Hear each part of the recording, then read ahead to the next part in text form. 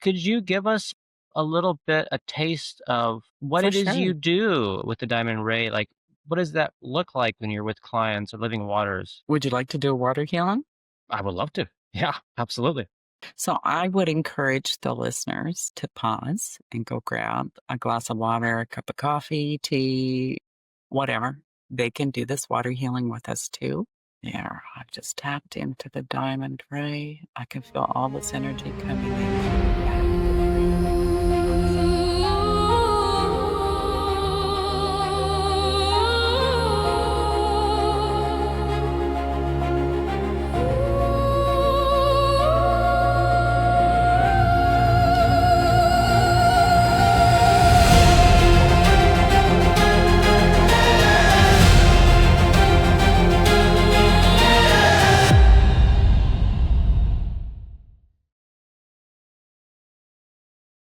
Hello, everyone, and welcome to Ultra Deep Blue, a realm where personal triumphs spark cosmic discovery. Here we explore the extraordinary victories, life-changing paradigm shifts, and mystical tales from beyond this world. Stories that inspire growth, expand consciousness, and open doors to the infinite universe. Our conversations move through three currents: triumph, rising through adversity; shift, awakening to new awareness; and beyond, touching the mystical and unknown. Today's guest embodies all three currents. Linda Lang, a spiritual teacher, healer, and channel who helps people awaken to their soul essence and live with greater clarity and joy.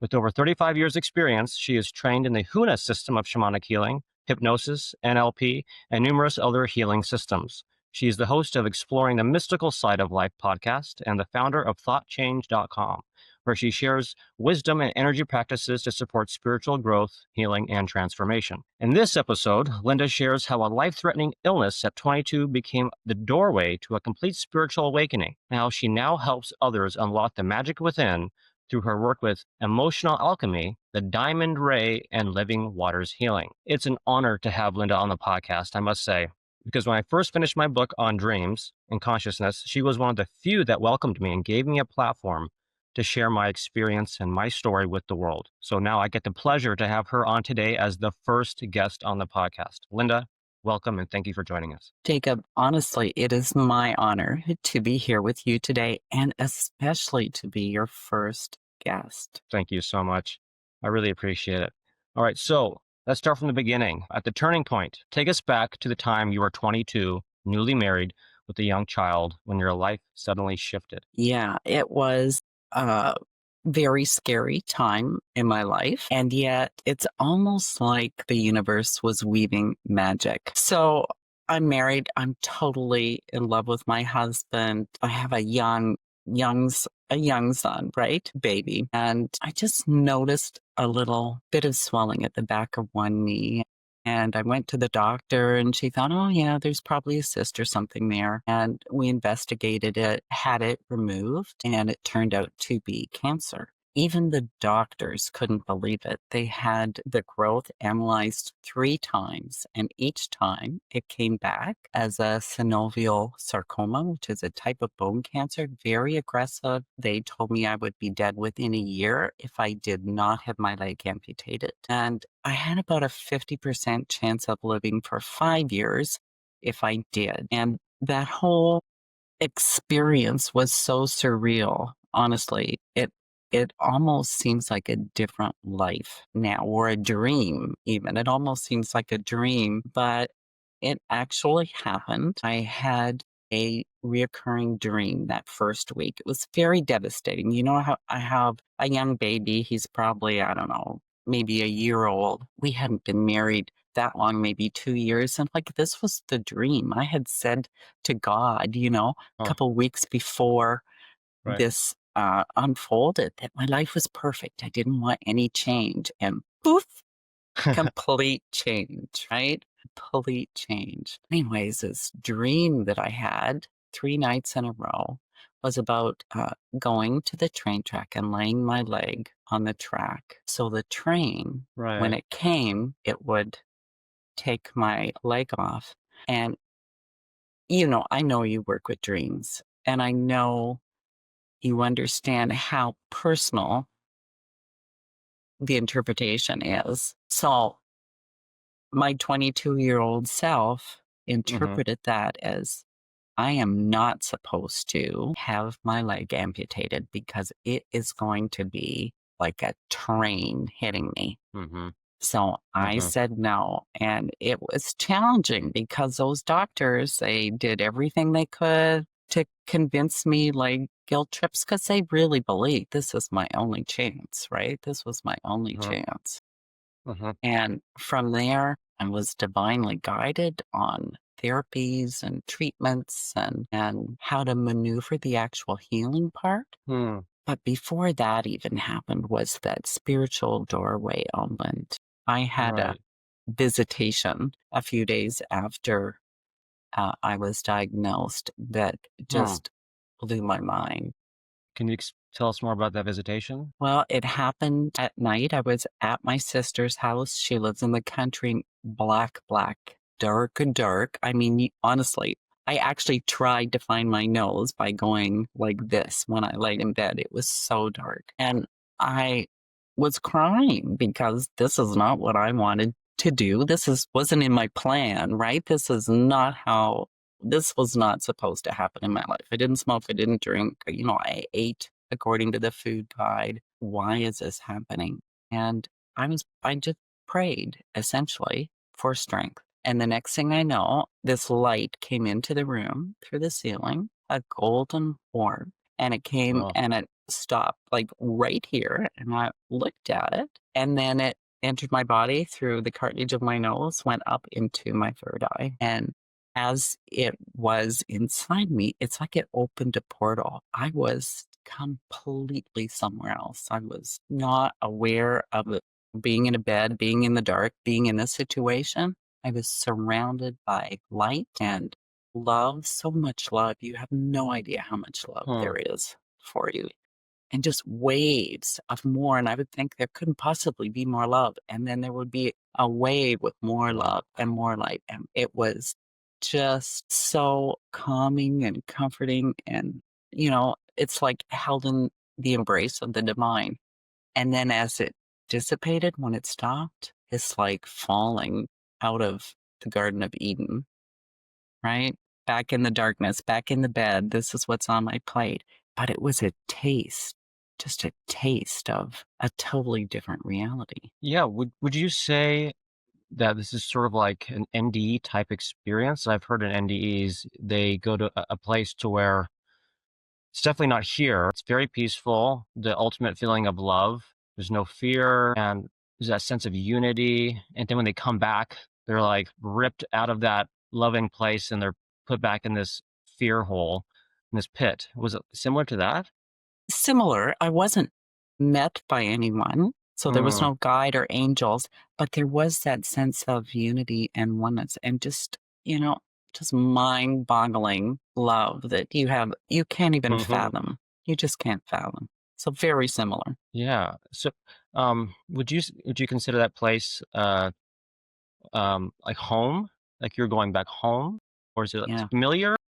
Yes, yes, I do feel like it was familiar and Mm. that it would be, I'm gonna say, home if you could accept it as home, because I feel like we have to separate from that place to have this experience until whatever shifts in our consciousness. So it just wasn't my time to be there and stay there, right? So you got a taste of what it would be like if you were at home and nobody was there to greet you, but it's like you could almost like be out in the front yard or something. You couldn't go inside the house yet.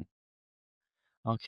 It actually seemed to me like the ocean, like standing in the ocean and having those waves but instead of water, the wave is of light, brighter and more intense light. And that light holds such an incredible love. I don't think there's anything any person could do that they wouldn't be held in love. And you said you were pulled back, so it wasn't your intention to come back. You just, or is like an unconscious urge to come back? It wasn't an unconscious urge. It was kind of like, I don't want to say the word boredom, but it's like, okay, like now what? Right? Because Huh. Huh. I have this sense that this wave would keep coming forever and ever. And, I was down here with a mission. We all have a Mhm, purpose while we're here, mhm. and it's kind of like, "Okay, now what?" And it's like when I had that thought, it was like, "Okay," dissolved. And I'm like, "Wait, come back." Yeah. Okay. That's it's interesting. Don't know if it's hard to know because everybody has their own personal experience. Some people you hear similar things, but you wonder, when they say they've been there, was it the same place I was at? Because we all have our own personal interpretation and experience, and it's divine in our own way. I have been to places where I've been in the void, or I've been in high frequency places where I didn't want to come back, but it seems like something shut off and they kicked me out. But it wasn't forceful, but it was like the connection, the transmission was cut. Yeah. It's not forceful at all. It's just it's like it just dissolves and you're back in your regular surroundings, right? Wonderful. Before we move on to after that, I want to ask you some questions about that initial journey and how you overcame that and just your thoughts and feelings at the time. You said that your soul was screaming at you and in some of your content. What did that calling feel like? This the soul screaming at me, I think, was to wake me up. No, I always had an interest in metaphysics and spiritual aspects growing up. And then, you know, you start dating, you meet the love of your life, you have a baby, you kind of turn into a muggle for a little while, if you like, or, live a more mundane, if you want to call it that, but like a more 3D existence. And those things weren't on my plate during that time. And if that's not the agreement you made, I mean, you're going to have every opportunity to get back on track. And sometimes it's through a cosmic 2x4. Yes, it seems to be the case that I've experienced as well, and I've heard many others experience something similar to where it's like a sledgehammer, 2x4, something just wakes you up, and it's sometimes painful because it disrupts everything around you. But at some level, at least for me, I knew that it's like, yeah, this has to happen if I'm going to move forward, if I'm going to make a change that I know at some level it's important to do. I was stagnant, or I was just choosing the easy path or the path that was comfortable. I knew I could do it, but there was something in me that was like, yeah, but that's not your real potential. That's not your full potential. It's not what you really, really want. It's not the passion. You don't have the same passion that you have for your, like, 'cause I was in the design field for a long time, and in the back of my mind, I was like, when am I going to write this book? When am I going to do the dream stuff? It was always just the dream, and I thought, man, when I'm much older, I'll write the book. Maybe when I retire, I'll write the book. And then at some point, they say, well, you need to write it right now, and we're going to show you how. And they just rip everything out from under you, and they go, now you have to do it. So When yeah. it's really important, they find a way to get that message Hmm. across, right? Yeah. So you were given a year to live, and you had the dream of the train, and so you realized what you had to do. Your soul was screaming. But what was the inner knowing and guidance? Do you think of your higher self? Do you think it was your angelic team, if you call it that? What helped you along that path and make that decision? What frequencies, what energies were working within you? I think I would say it was really an inner knowing that I needed to connect spiritually. So that's what I did. I took time every day. I was fortunate enough, my husband had a good job, so I didn't have to work. I could stay at home with the baby, right? But it also afforded me time to meditate every day, time to reflect, time to listen, right? Time to listen. And that was actually the very first step before even stepping into healing the physical body. Can you talk a little bit about that initial healing process and how you kickstarted it? Because um, I guess for me, it's been a mixed bag because I feel like I never meditated really traditionally ever. I always felt like I was meditating in my dreams. I was living in my dreams all the time. I never really slept. So I was sort of in that meditative state. But for others, they may not have a natural meditative practice or contemplative practice that they have integrated into their lives. And they may wonder, well, how do I even kickstart that? Even if that's what you say is possible, and people say it's possible to do all these magical things, but you just feel it and get into the zone, and you channel this and you do this, and then all of a sudden magic happens. It's like, well, I've tried that. I've sat down quietly and nothing happened. What are you doing differently? How did you kickstart that? Well, honestly, there is, what's that saying? A necessity is the mother of invention, right? Mm, This was do or die for me, like literally. So mm, I I really needed to pay attention, and I'm fortunate, I think. For me, my kind of psychological makeup goes inside to process things rather than externally.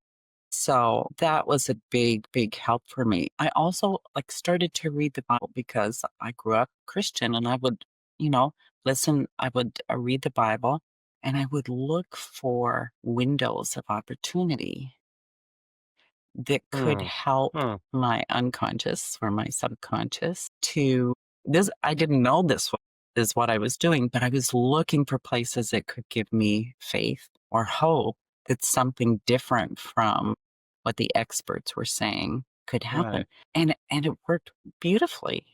Can you speak of, because I resonate with those virtues a lot in helping you either ground yourself or tap into your inner knowing and wisdom.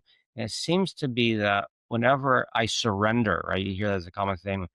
When you let go, people go, "What do you mean about let go and surrender?" And I have to say, it is hard to understand that until the 2x4 hits you on the head, and you're like, "Okay, I'm dead here. I might as well surrender. Have nothing else left to lose. I'm at the bottom. I guess I can try that one." But I feel like we don't want to surrender or let go until we're almost forced to let go of that thing out of our hand that we're holding and say, if you don't let go of it, let me knock it out of your hand and to show you what it's like. And you just have to decide now, what are you going to do?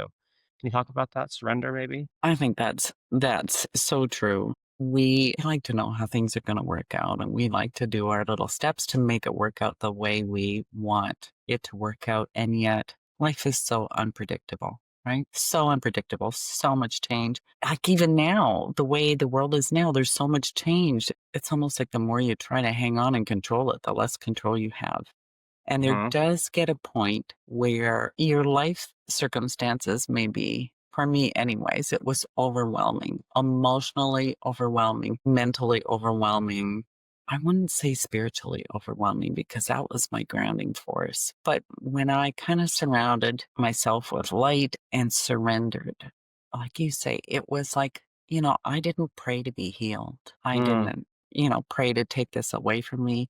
I prayed for strength because it was that surrendering and just, give me what I need to get through this situation, however it turns out, right? Because there's no guarantee that it was going to turn out well, right? yeah. No guarantee at Yeah. all. You said you were raised, or at least you're in a Christian household. Would you consider yourself spiritual growing up or religious? I wouldn't consider our family actually very religious at all. It's kind of like my parents send us off to Sunday school, but they rarely went to church unless there was like a wedding or a funeral. But I had, the Bible stories from Sunday school, and I was confirmed in the church that our family had gone to. I would just say, really, honestly, more spiritual than religious, because the thing that kind of turned me off from religion was the idea of a vengeful God, Yeah. right? That kind of just didn't work for me. And with so many rules and regulations that, like, literally no one could meet that bar. So Were it you just, having go ahead. did you have visions growing up or any experiences that kind of clashed with what the leaders or people around you were saying about what you should and shouldn't do or believe or tap into? Yeah, I had a few run in with some ghosts, I would say. Okay. Yeah. So, yeah, it was interesting and helped me understand that there's more to life than what meets the eye. Honestly, Jacob, I seriously believe that all of creation is like a tapestry. It's like this incredibly intricate weave that is really intended to support us on our path. And we have these like crazy experiences, but in the future, because we had that experience, we understand more than we would have if we did not Hmm. have those experiences. Even just meeting you, right? Even just meeting Right. you and getting that hit to, yeah, okay, you can come on the podcast because I have a lot of people that inquire to come on the podcast, right? So it was just kind of divine how that happened and how we stayed connected. Could you share, we were just talking about this before the show. Could you share with the audience about what just recently happened between us and the dream you Yes, had? absolutely. I had this crazy dream. I don't even know the beginning of it, but in my dream, I became lucid and I was having a conversation with my higher self. And I was telling my higher self about, I have this like really big workload because I have a healing business. I have a family. I have kids and grandkids and I have this podcast that is a bit of a time hog, but I love it. But I love it, right? Anyways, I was asking my higher self if I should, should I stop doing the healing work? And, I got this feel about no, no, no. Should I stop the podcast? No, no, no. And then it was, you should go on more podcasts as a guest. And I woke up that morning and here was an invite from Jacob. So it was a real confirmation. I absolutely loved that because I had a very similar experience recently. I think it was about 2 weeks ago, to where I had immediate confirmation. It was within hours. I woke up and then hours later, I had confirmation. Things that it's like, there's just no way that person would just say that. I didn't reach out to them recently for, anything related to what I was thinking about. It just came like, wow, It's there it that is. tapestry, right? It's that tapestry of the universe. And it's not a stagnant tapestry because it keeps reweaving depending on the choices that we make. Before we move on, I want to explore that just a little bit because I'm curious, personally curious, because this didn't happen. I didn't get that immediate confirmation, which I haven't had in a long time, and it happened after I made a major life decision. This podcast was something I'm not even sure I wanted to host a podcast. Actually, I wanted to be the speaker beyond podcasts and be me focused. Let me share all my cool things I've experienced because they're so fun.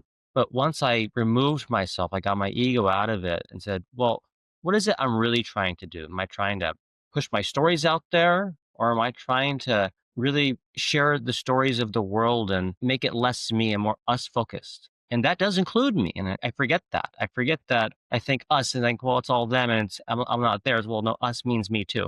We're all in it. We all have a voice. We all get to share. Oneness, right? You're in that pot too. Right. And as soon as I made that decision, I was like, I'm going to quit my job. I'm going to pursue it. And I didn't even have all the answers. I just knew that I needed to do something selfless, not focus on the money, regardless if I wasn't pulling in the money. I was like, I just know this is the point. Things are breaking. I could feel it. I was like, I just got to do it. And as soon as I made that decision with my heart, it wasn't just like, oh, yeah. So I was struggling for weeks, thinking, I'm not sure what I'm going to do. As soon as I pulled the trigger, I had a wild vision, and Babaji came to me. And I've never experienced an ascended master come to me. Babaji came to me, and he was a dream teacher, and other things happened. But he confirmed basically that I'm on the path. It's like he gave me all the signs in that room, like, you're doing it, and I'm backing you. So I woke up, and boom, 2 hours later, I got something. Then 3 hours later, I got more things. I think I got 3 or 4 confirmations, all in similar ways relating to what I was doing. And I was just like, okay, there's no way that's coincidence. That's wild. Did you have what was your feeling when that happened? Were you going through another period of I'm at a crossroads and what am I gonna do? Where do I go? I was at a crossroads and I did not want a podcast. I did not want to do public speaking. No, no way. But I was invited to start a podcast with a colleague of mine who ended up leaving the podcast. I don't know, maybe like a year and a half. And I wasn't ready because, I have this darn thing, which is a good thing most of the time, but it's a level of commitment. So if I commit to something, I commit to it and I give it a good shot. Here I am 7 years later in my podcast, right? Never even wanting a podcast. And here I am still at it. So, it worked out perfectly fine without my dear friend Michelle. And yeah. Thank you. So with time in mind, I'd like to move on to sort of the shift. We kind of spoke about the triumph and overcoming those obstacles and healing. And you came back and you had the doorway opened, the orb went through you, you experienced a home like sort of a home. You came back from that home and you are now changed. What was that awakening and that change in you, and what happened from there? Probably the biggest shift that happened was an awakening of the intuition, both kind of just knowing, sometimes having visions, sometimes hearing, and body senses, a lot of body senses. So one of the things I used to heal my body was actually herbals, and I would muscle test. My husband would muscle test. It's a lot of work muscle testing. And I just said one day, I gotta find a better, more efficient way of doing this. And literally, I went to reach for a supplement and I could feel the energy come out from my hands and I could feel the energy in the bottle that I was Mm, reaching for, and mm, I could feel that it strengthened my energy. So from there, I didn't need to muscle test anymore, right? I didn't right, need to muscle right. test. I could tell if something was bringing me life or taking life away, making me stronger or weaker. And that's gone on for books, for courses, for decisions where I can get out of my head. I'm going to say that's the most important thing. It's the most important thing for people. Muscle testing, too, is that you can't have an attachment to the result. You can't have an end Mm, goal that you're trying to maneuver, because your unconscious mind will say, "Oh, yeah, you want that piece of cake? Okay, here's that piece of cake," and yeah, right.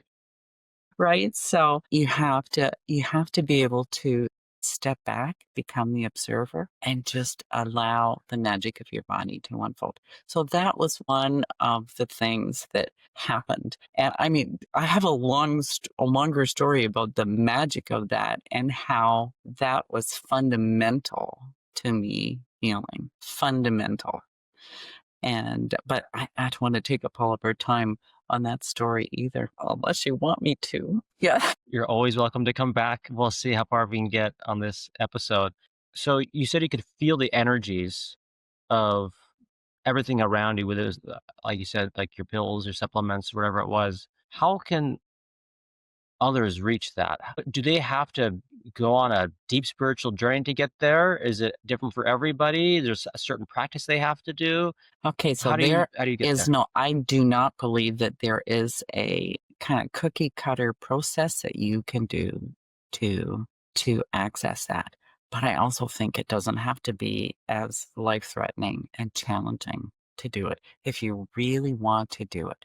If you really want to do it and that's your intention and you place intention on that, you learn how to listen to your energy system, to your physiological responses, your body will tell you, Jacob, we have this incredible physical body. There is somewhere between, I think it's like 100 trillion and 100 billion and 7 trillion nerve receptors in our body. Science can't figure it out yet, right? There's Right. theories, but it's somewhere in that. It's an incredibly massive amount of receptors. Those receptors take in information and communicate that to the body, to the unconscious, heat, cold, energy, right? We're Mm, picking up information at a level that our, conscious mind cannot process. uh-huh, uh-huh. And our beautiful subconscious gets to decide which aspects of what it's picking out it will make us aware of. So if you start paying attention to the goosebumps and the tingles that go up and all of a sudden you get a chill or just that gut sense that something is right. When you start paying attention to that, noticing it, maybe taking action on those Uh-huh. subtle messages, you're going to open that doorway up faster. How does one remove the ego or let go, or so that we can engage in these deep in this deep listening, so that we can access that super intelligence? Well, that's the trick that's kind of plagued humanity forever, don't you think? I Mhm. mean, it's got to be a willingness, I think, a willingness that there's something greater out there than you. The Bible says, be as little children to access the kingdom of heaven. The tarot has the fool as a number one card. And that fool isn't about being, silly or stupid. That fool is about innocence and just leaving what you think you know at the door and being open to what the universe has to show you. Love that so much because I resonate with that a lot. I can be very silly if I want to. I can also be very serious. And there's these opposites within us, right? And it's like once we can find the middle way, right? The balance, it's like we see something really special happen. It's like when duality becomes non duality, when black and white becomes the perfect shade of gray. And when the child is able to be a child with the wisdom of somebody 5,000 years old, infinitely old. And that's a very special thing to understand and work with because I, for one, was always very silly growing up, the one who would make a weird pose in a family photo and just having fun with things and not taking things too seriously. And as I got older, I had to be more serious and grounded and not so be in my head in the imagination world. And once I went to that direction, I was like, okay, now I'm too serious. And I feel like I'm not having fun and I'm not just engaging with what I knew was the right way to do because things were easy and they flowed. But society didn't like that I wasn't the type of present that they wanted. They want a certain serious presence rather than just always being off the cuff. But there is a balance. I realized, yeah, you can't be on either end. You can't be a child your whole life and not understand the wisdom of the adult. We also can't be the adult and forget the joy and the pure imagination and that flow of being a child. Do you resonate with that middle way? Absolutely. I think it's wonderful to be able to play and enjoy life. But when you need to kind of dive deep and, find that pearl at the bottom of the ocean, you can go, you can do that deep dive and find that wisdom that you have within you. It's in there, it's in all of us. Going back to your recovery, you began exploring all sorts of different healing modalities, hypnosis, shamanic practices. Can you speak to those paths and how they shaped your transformation? I'm going to say the very first thing I did was look after the physical body after I looked after my spiritual body. So, first it was my spiritual connection, then looking after the physical body. And then I started to explore energy healing techniques. I didn't come across hypnosis and the shamanic path probably until maybe I'm going to say maybe like 16, 18 years after the fact. But it was time. It's kinda like, okay, you healed your body, you've got your spiritual connection. I spent time healing the mind and beliefs and, family patterns and kinda genetic belief patterns, things like that, and then I went into the emotional world as well, and then I'll say hypnosis, and I absolutely love hypnosis because there's huge transformation available fairly quickly, really, fairly quickly, especially if you're going back to regression and you find the root cause and you know that it's just like something switches inside you and you have an understanding and you can let that pattern go, right? Totally. And it opened the doorway to so many totally amazing experiences, just incredible experiences. So I highly recommend a hypnosis to people who are open to it. Some people will say, I can't be hypnotized. The truth is, we all self hypnotize every Mm, night before we go to sleep. We're in that little gray zone. We do mhm. it when we're daydreaming, when we're zoning out watching TV, or any kind Right, of those zone right. out experiences. But if you don't allow yourself the leeway to actually go deeper, I mean, you can stop it for sure, but I'm a curious thing and I like to explore. So it was a See, miracle story how I actually got my training too, because it was the universe work. I had zero interest in taking hypnosis. A friend of mine had taken hypnosis, became a trainer, needed one more person for the class, called me, said, do you want to do it? I said, oh, I don't want to do that. And then I opened my book to read because I would read every day. It said when something is offered to you, it's the universe offering you direction on your path. And I actually had to go out and garden a bit, pull some weeds and huh, think about it. And then I called him mhm, back and said, okay. yeah. And many times he's told me I was the best student in the class and the only one that carried on using it even. So figure that out. That whole class was for me. Yeah. Did you have a past life regression? I know there's like a life between lives. I've heard about that a little bit. Did you experience that? I've had many past life regressions. I have dabbled a little bit in between lives. In the training, we did a regression, but a this life regression, and we went back to when I was a young kid. I was probably like 4 or 5, and I was afraid of the dark. Someone was there, and your parents say nobody's there. Well, it turns out there was somebody there. It was me from the future coming back Fun. and shifting something in my DNA so I didn't activate um, a family, the family gene of rheumatoid arthritis. And I can remember being in that hypnosis and being all twisted up and then going back. And, I felt so bad for the person practicing with me because they got a handful. Yeah, that's that's fun. Yeah, that's something I've always wanted to do. I've never had past life regression. Maybe I didn't want to do it because I kind of already experienced all these past lives in my dreams states. I always wanted to try the life between lives.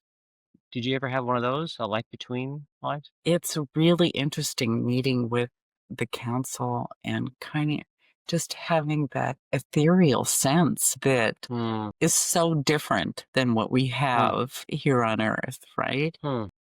It was really fascinating.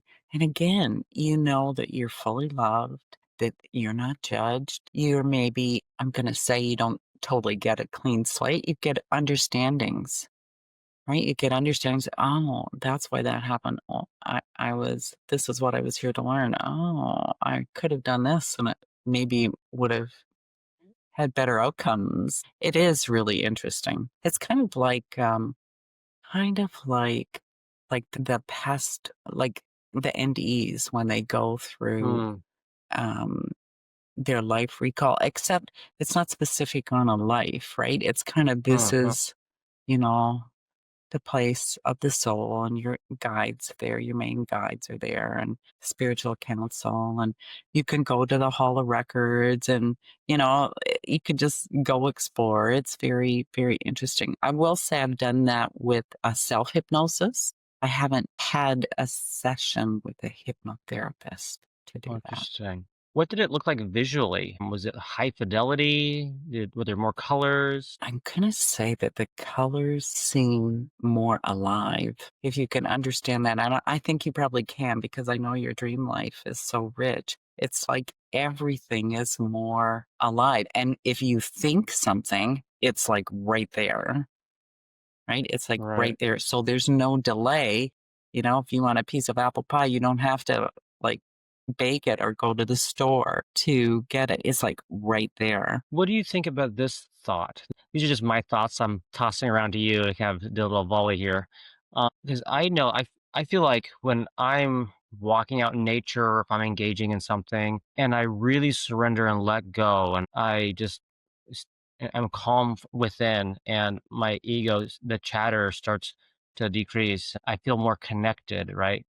And have a greater sense of holistic awareness with my surroundings, things do seem more vibrant. I feel more immersed rather than like, in a dream, you're like third person and it's like, oh yeah, I can see the play in front of me. I see the movie. I don't feel in it yet, but I can see it's happening. But once you have that lucid awareness and you're just sort of like, oh, I get it.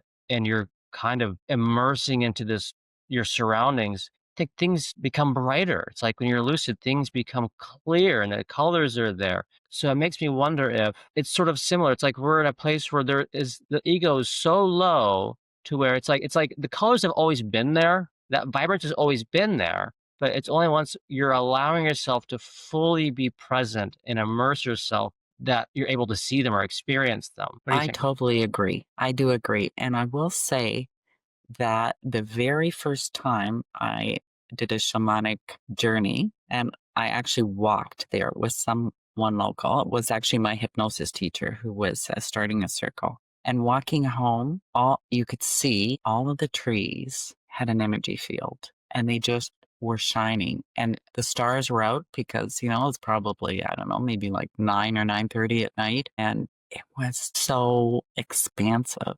And the sky, the night sky is, but it was more. It was more magical. There was like a real sense that you were part of this incredible universe.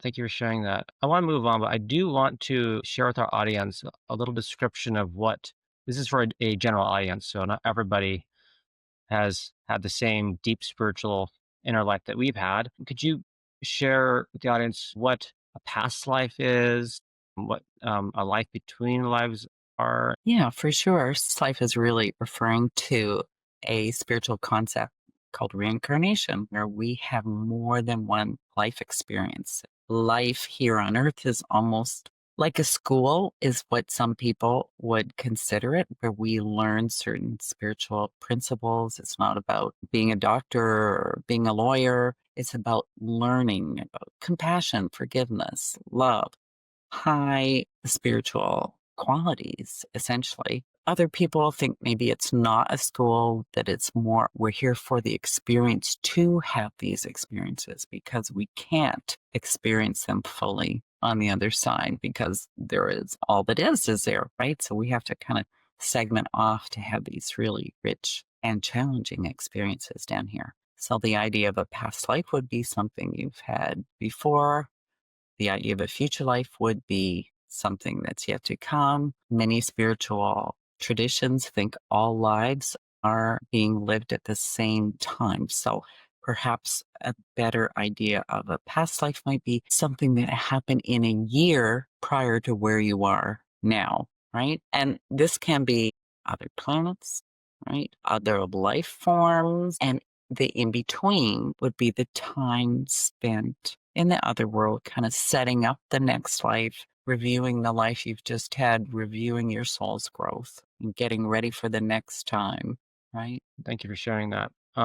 You mentioned uh, e- emotion, how that's tied to your healing, and you have a term, emotional alchemy.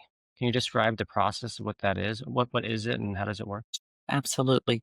So I think we're all pretty familiar with the idea of alchemy from mythology, taking lead and transforming it into gold. It's very much like that, except with emotions, heavier emotions. Maybe you call them dark emotions. Some people might call them negative emotions, but it's a transformative process that releases that negative charge and totally shifts it in the mind and in the psyche, really, because there is wisdom held within those and negative emotions. They're part of living life fully, right? It's part of our experience here. But to be able to mine them for the wisdom and then transform Hmm. them so we don't get stuck. We're not carrying around, clouds of anger or guilt. So all emotions are opportunities to grow spiritually. We don't have to look at those dark times as something we want to ignore and not reflect upon and Yeah, we just want seek to comfort. process them, right? We want to process them and release them and not get stuck in them or pretend they don't exist because then those little pockets of energy, because energy or emotion is energy in motion, when it stops being in motion, it can actually get stuck and affect the physical body. Even my cancer, right? Hmm. Even my cancer. I was told many, many years later that my unconscious, if you like, or my subconscious had stored all of my resentments that I hadn't processed. Hmm. And 22, like, and I Hmm. was a pretty happy person, but all those Hmm. resentments were stored in that leg. And one way to release them would have been to cut that leg off. But I chose to do the work. Would you recommend to others to start working through those now rather than letting them build up to where there's a lot of water behind the dam? Absolutely, because you can do that. Typically, you can do that when you're young. As you get older and older, emotions have weight. It becomes a burden for you physically, mentally, and obviously emotionally. And that's one thing that people tell me all the time when they work with me is that, oh my God, I feel so much lighter. They have no idea. They have no idea the weight of the emotions they carry. How do you help them release those traumas, those trapped emotions to alchemize them? I use a Ahuna technique which is the Hawaiian system of spirituality and healing that actually goes in and pulls out that emotion. We ask to keep the teachings, right? Because we don't want to like let the teachings go and just release it and have to relearn everything. So we want to keep the teachings for sure. That works very well for most people. Some people, maybe I would do hypnosis or some of my other techniques or a combo of techniques. Different things work for different people. So it really depends on what Yeah. I intuit from their energy, I guess. Yeah, there's the Huna system, there's the Diamond Ray, the Living Waters. It seems like you really learn a variety of different modalities to work with clients that need a certain tool more than the other. I will say the diamond ray was a gift from spirit. I have another energy that has come in called the triune heart flame. I use that as well. They're beautiful, beautiful energies. They don't come with an owner's manual and there was no course. So I've had to learn. I use the diamond ray a lot, a lot. It's so fast, so clear, so efficient. And the very first time I used it on someone, Jacob, I mean, in an hour and a half, she actually came to my house. I channeled it probably 3 times to her. And it was probably like maybe 60 seconds a time. And then I was told, stop, she needs to integrate. So we did that 3 times. And going home, she started falling asleep going home. And she just pulled over and she's like, what is going on? And her guides popped in and showed her a movie reel that was like spinning super, super fast. And they said, this is how we're processing the energy that Linda just gave you. Just 10 minutes. Just, sit here for 10 minutes and you'll be fine. So I love that name, the Diamond Ray. Can you share with our audience what that is, the Diamond Ray? it's a really high vibration spiritual energy. People who have seen it in my energy field will often say, like, there's all kind of colors sparkling almost it's like a diamond, right? Like the Mm, prism. It was told to me when I first became aware that I used it, that it was the energy that the masters use to create miracles. Okay. Obviously they know how to use it, but mhm. that's the energy that I'm tapping into. You'll see a lot of references to it, maybe not a lot, but there's more references online to it. Very few people actually channel it. This is one thing I was told was that my energy system is like a lightning rod. It's nothing I did that I know of, anyways. Maybe it's a past life thing, but it's how I'm hardwired that I can pull in really intense energies and my system transforms it to make it usable. So do you feel like one of your paths or the primary path was healing in this life, learning how to heal with these different modalities, or is it something else? I actually had an Indian palm leaf reading, which is like amazing and it totally another whole story.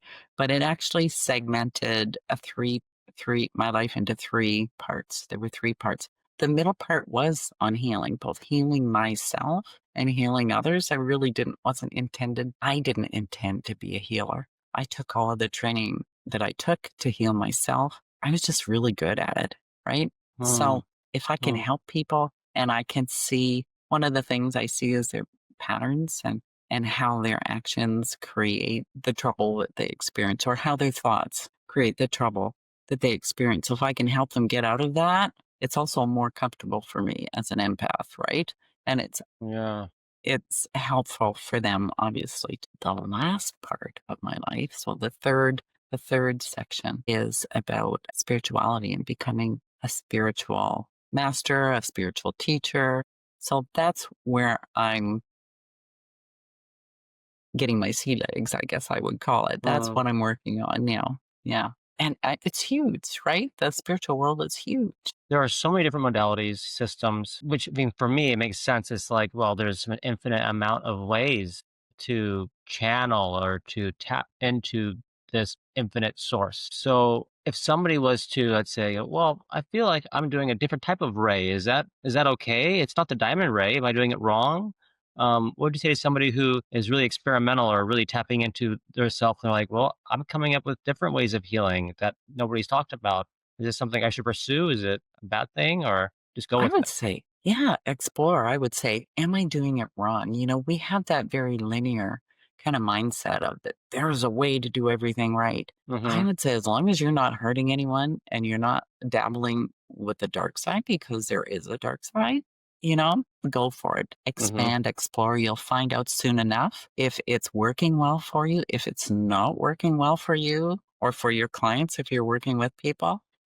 Maybe you have to tweak it a bit, or maybe you're paying attention to your intuition and your energy system, all these trillion receptors in your body, and it'll tell you. It will tell you if you're off track or on track. So if you're tapping into yourself from a place of love and good intentions, And whatever. curiosity, I'm going to Okay. say, and curiosity, because you want to know, right? If you pretend you have all the answers, you're not going to uncover the wisdom. So all ways, all rays, but the death ray. Just don't use the just don't use Yeah, like, the dark seriously, side even, like, energies. there's one energy I work with, it's the black diamond, and a lot of people are like, "Oh, the black diamond." The black diamond is incredible because it is such a grounding energy, and it can pull out dichotomies, like, it could shift dichotomies for you.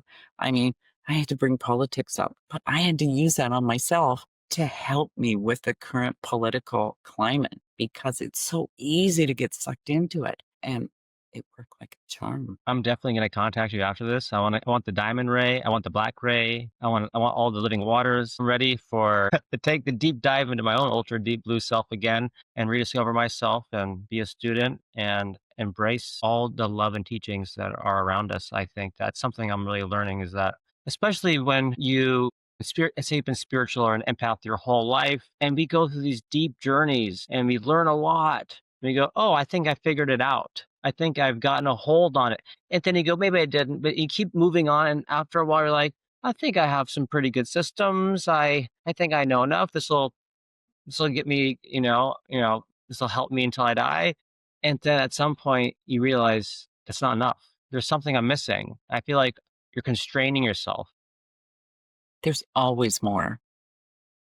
There's always more. And explore, put on that childhood sense of awe and wonder to explore, and you'll be guided to whatever you need. Speaking of the waters, I mentioned that living waters. Can you talk about the living waters? It's totally amazing. That is a name that my guides gave me after I started working with the diamond ray. So probably about maybe 6 months after I had access to it, I knew about it and it started to work. I hear this voice saying, "Why don't you remolecularize water?" And I'm like, "Who said that? There's no such word." And I don't know how to do that. And then I went over to my countertop.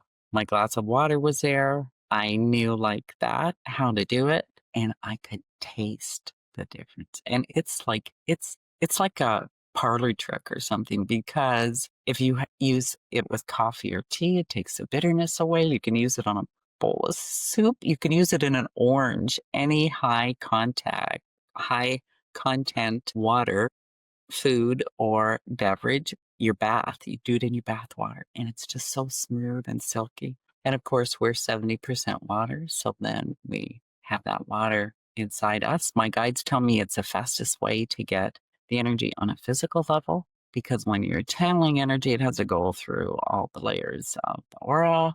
This way, it actually comes from the inside out. So they get it both ways. Could you I know you and people paid for this information, so I'm not forcing it out of you, but could you give us a little bit a taste of what For it is sure. you do with the diamond ray? Like, what does that look like when you're with clients or living waters? Would you like to do a water healing? I would love to. Yeah, absolutely. Have you brought some water? I can grab some. I'll get some water right now. Go grab some. Okay. There's a green screen behind me. Yeah. So I'm gonna try not to bump it, guys. Here, so I can like out of here. Sneak back in here. Yep, I have my water. Okay, I'd like you to taste it, just kind of as comparison, right? Pay attention to taste, texture, anything else that stands out. Yeah, you know it's water. Okay, there you go. What should we focus on? What would you like water healing for? Oh, okay. So set my intention on a particular thing or goal, or You're going to set my intention on a particular thing. I want to aim it towards this podcast and helping this to be a service to humanity. Okay, this was good. This was good. So I would encourage the listeners to pause and go grab a glass of water, a cup of coffee, tea, whatever. They can do this water healing with us too. And we're going to put the intention to step more fully onto our path to be of service in the expansion of consciousness and the transformation that everyone is going through right now. That sound good? Sounds good. I love it. Okay. This is a pretty quick energy. I'm going to just step into it. I have a glass of water here. Water as an element shamanically is considered intelligent. It has consciousness. It's connected with the unconscious, with emotion. There, I've just tapped into the diamond ray. I can feel all this energy coming in through the back of the crown and also the back of the third eye, really pulsing through my body, through my heart, and out through my hand.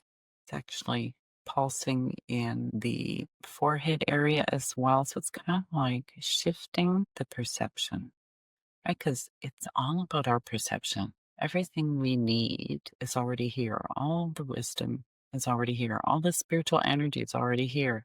We're just not tuned into it, tapped in, aligned with it. There, now the crown chakra is fully opening. There, perfect. And then the energy comes out and goes like this all around me. That's how I know when it's done. I'm going to say, Jacob. Cheers. So smooth. It's interesting. I'll try again. Before I talk about the water itself, I have to admit there was something happening. Well, I'm also a very sensitive person. I'm very sensitive, but my hands are tingly, and I didn't know what to expect, but I did know when you're going into this, just how I go into my dream states, and there's a sense of letting go and surrendering, and so I naturally sort of went into that sort of surrender state and not getting trapped in my thoughts about, oh, what is it going to be? How are you going to do this?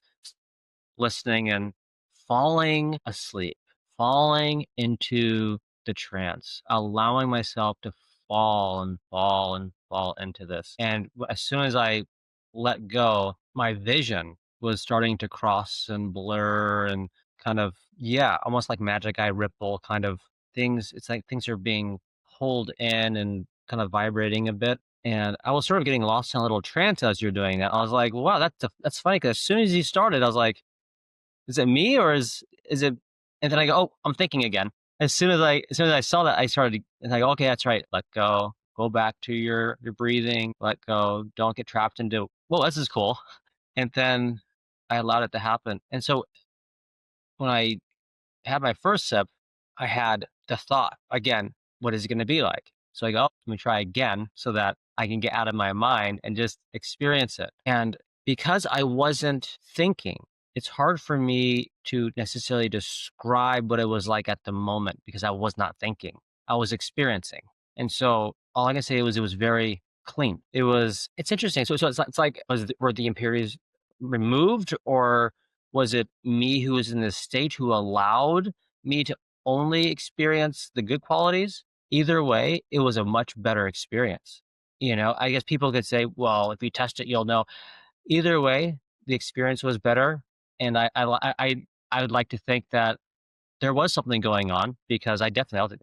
Physically, I felt something change. That was a shift. There was a shift, and the experience was way better than prior. So yeah, I that's would interesting. suggest actually trying it again because the energy usually works a little bit longer than after the channel between us, and it continues to change for, maybe 3 minutes or so. That is that. Yeah. There's this sort of almost like it became not soft water, or I don't know what it is. It's not as harsh. I It's get like it's alkalinized water, that it tastes it's like like it's alkalinized, so it's smooth and silky. clean. Yeah. Yeah. I've had people tell me it tastes like liquid light. I've had Reiki masters actually tell me that when I'm channeling the energy into the water, they can feel the energy go down their throat into the water that they've swallowed. It's so Sorry, I'm just interesting. enjoying the living waters at the moment.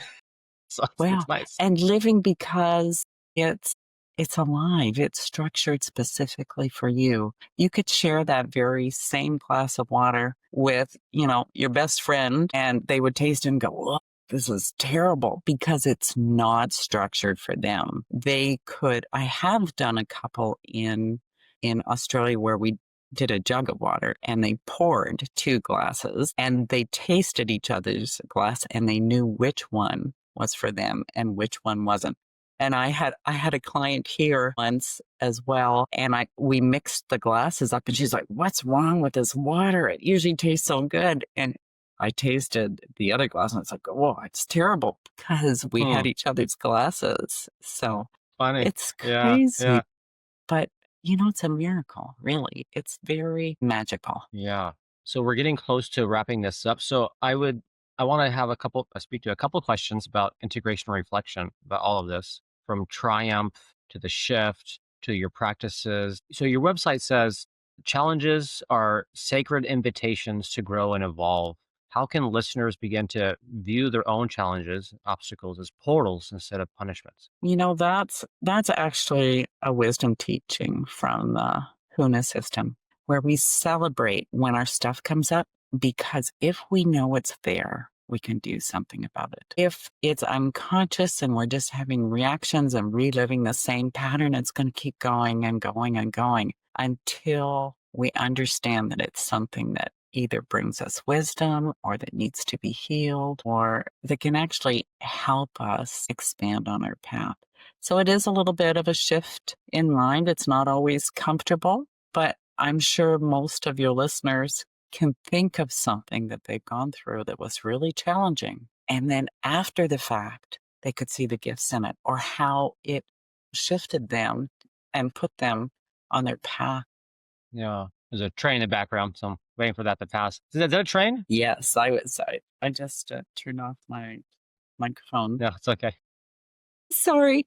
So that's the energy, moving. It's the movingness, right? You don't all those traumas that feel like, you're stuck in it. You do not have to be stuck in it for your life. You can be stuck in it if you can't move through it. You certainly can, but you don't have to be. What's the first step? So, for listeners that are facing illness, loss, what's the first step you would offer towards spiritual or emotional healing? I think the very first thing I would tell people is to be kind to themselves, really just to be kind and compassionate to themselves. We're so good at being compassionate to others, and we're so hard on ourselves that if we consider what we're living through, the things we've lived through, the challenges of being here in this life, that a little kindness and compassion goes a long way. And then I would strongly suggest to hone your intuition. And the first way I would suggest to do that is to learn how to pay attention to the body, because it's instantaneous. It's you walk into, a meeting and the hairs go up. Like, you can understand that this person is either somebody you should stay away from or somebody that can open doors for you, depending on the feeling of those, spidey senses that you're getting. Pay attention to synchronicities, I would say too, because Uh, that's the language of your huh. soul weaving your path before you. Yeah, I completely agree. And a lot of people miss those synchronicities, those hints, because they think, oh, it couldn't be. It must be just something random that just happened to hit. But I feel like if you just allowed yourself to see it in a different light, you'll see that it starts to cascade and you see more of them. And people call, those helping hands, the angel hands and things. It's like once we see one sign and we accept it as a sign, we just get more of them. Exactly. If you invite magic into your life, you will have more magic. Of that. So, in closing, where can listeners connect to your teachings, your podcast, and your healing work? Well, I would invite them to come visit me at thoughtchange.com. They will find my podcast there, or they can find it on YouTube. It's called Exploring the Mystical Side of Life, and it's also on all the major podcast platforms. I have a lot of really amazing guests, of which you are one of them, Jacob. There's such a huge body of information in this podcast. My intention for it is to create a library for the spiritual seeker. It's not like really silly. don't talk a lot about my own work. A little bit if might come up now and again, but it's really just to give people the opportunity to taste test and explore, and then to go deeper into the things that resonate with them. Well, that's wonderful. And I would tell the audience that you're the real deal. I mean, not just because I've spoken with you before, interacted, but I really was in a trance there for a bit. And I was like, oh, wow. It's not somebody who just started working with energies, but you've been doing it a long time because I felt that shift immediately. And I'm still a little tingly. So, I'm laughing because I have a membership group, we meet weekly. I do healings and processes with them, and they're always like, "Oh my god, you hypnotize me." And they're all buzzy and full of yeah. tingles, and they have the most amazing experiences. So, I thank you for that, Jacob. Yeah, I encourage everybody to check out your podcast and your website. So much great content in there. I got through, I don't know, hundreds of it for this interview, and that night, and that was a lot of content I was going through. There's just so much to learn and go through and experience. So definitely reach out to Linda to learn more and become a client. And finally, if you could leave our audience with one message about awakening and healing, what would it be? I think I would go back to the message I had in that most profound moment when I was transported to a total different dimension, that you are loved more than you can imagine. And wouldn't it be amazing if you could develop even a drop of that love for yourself, really? Beautiful. If we all did that and understood our connection with oneness, our unity together, we would treat each other so differently. We would treat ourselves so differently. We wouldn't be carrying so much baggage and so much unprocessed emotion or limiting beliefs. This would be a different world. Thank you, Linda. I know we're a little over, but I'm still ironing out the process. Linda, thank you for journeying with us today and for sharing how your path from illness to awakening became a living testament to the power of faith, intuition, and inner transformation. So, to everyone listening, may this conversation remind us and you that within every challenge in your life lies an invitation to rise, remember, and to transcend. Until next time, triumph, transform, transcend. This is Ultra Deep